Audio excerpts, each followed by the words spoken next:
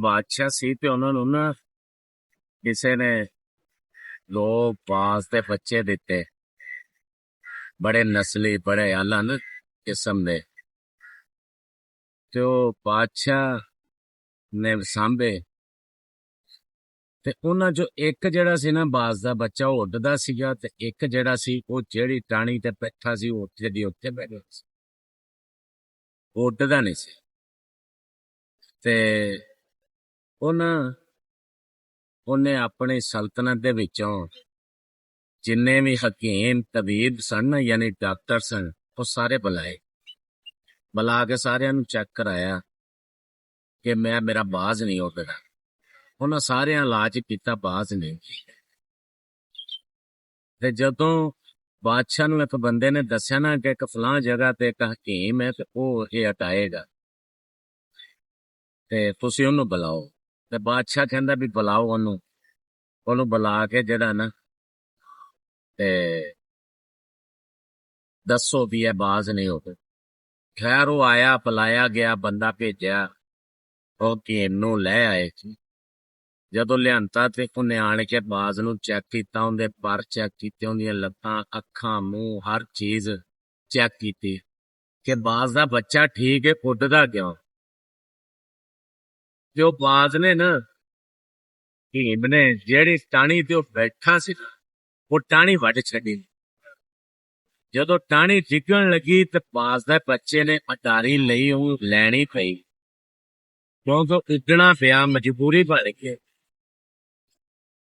ਉਹ ਹਕੀਮ ਨੇ ਫਿਰ ਥੱਲੇ ਡਿੱਗਿਆ, ਥੋੜੀ ਜਿਹੀ ਅਟਾਰੀ ਲੈ ਕੇ ਉਹਨੇ ਫਿਰ ਚੱਕਿਆ ਤੇ ਫਿਰ ਉੱਪਰ ਨੂੰ ਸੱਟਿਆ। ਫਿਰ ਥੋੜਾ ਜਿਹਾ ਉੱਡਿਆ, ਹਕੀਮ ਨੇ ਫਿਰ ਫੜਿਆ ਤੇ ਫੜ ਕੇ ਤੇ ਫਿਰ ਚੱਕ ਕੇ ਉੱਪਰ ਸੱਟਿਆ। ਜਦੋਂ ਉੱਪਰ ਸੱਟ ਕੇ ਤੇ ਹਕੀਮ ਨੇ 2-3-4 ਦਫਾ ਹਟਾਇਆ ਨਾ, ਤੇ ਬਾਦਸ਼ਾਹ ਨੇ ਇਹ ਸਾਰਾ ਸੀਨ ਅੱਖਾਂ ਨਾਲ ਵੇਖਿਆ ਨਹੀਂ ਹੁੰਦਾ। ਬਾਦਸ਼ਾਹ ਨੂੰ ਦੱਸਿਆ ਜਾਂਦਾ ਕਿ ਜਿਹੜਾ ਨਵਾਂ ਹਕੀਮ ਬੁਲਾਇਆ ਸੀ ਨਾ, ਉਹਨੇ ਆਪਣਾ ਬਾਜ਼ ਅਦਾ ਛੱਡਿਆ। ਬਾਦਸ਼ਾਹ ਕਹਿੰਦਾ ਵੀ ਮੈਂ ਉਹਨੂੰ ਮਿਲਣਾ ਚਾਹਾਂ। ਬਾਦਸ਼ਾਹ ਨੇ ਉਹਦਾ ਮਿਲਣ ਦਾ ਕੀਤਾ, ਮਿਲੇ, ਤੇ ਬਾਦਸ਼ਾਹ ਨੇ ਕਿਹਾ ਵੀ ਇੰਨੇ ਹਕੀਮ ਪਹਿਲੇ ਆਏ ਆ, ਇੰਨੇ ਤਬੀਬ ਆਏ ਆ, ਵੀ ਯਾਨੀ ਕਿ ਕਿਸੇ ਕੋਲੋਂ ਵੀ ਨਹੀਂ ਉੱਡਿਆ, ਤੇ ਤੁਸੀਂ ਇਹ ਅਡਾ ਛੱਡਿਆ ਜੇ। ਇਹਦਾ ਮੈਨੂੰ ਦਵਾਈ ਦੱਸੋ, ਕਿਹੜੀ ਦਵਾਈ ਦਿੱਤੀ, ਕਿਹੜਾ ਇਲਾਜ ਕੀਤਾ ਇਹਦਾ ਵੀ ਇਹ ਜਿਹੜਾ ਉੱਡਿਆ ਪਿਆ।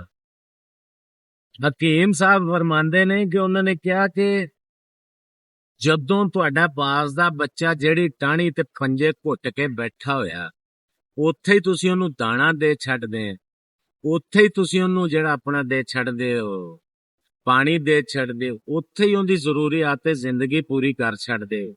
ਹਰ ਉਹਦੀ ਜ਼ਰੂਰੀਆਤ ਜ਼ਿੰਦਗੀ ਦੀ ਉੱਥੇ ਟਾਹਣੀ ਤੇ ਪੂਰੀ ਹੁੰਦੀ, ਕਿ ਉਹਨੂੰ ਜ਼ਰੂਰਤ ਕਿਹੜੀ ਉੱਡਣ ਦੀ, ਉਹਨੂੰ ਜ਼ਰੂਰਤ ਕਿਹੜੀ ਹੈ ਉੱਡਣ ਦੀ। ਤੇ ਉਹ ਬਾਦਸ਼ਾਹ ਦੀ ਗੱਲ ਤੇ ਹਕੀਮ ਦੀ ਗੱਲ ਹੋਈ ਪੂਰੀ।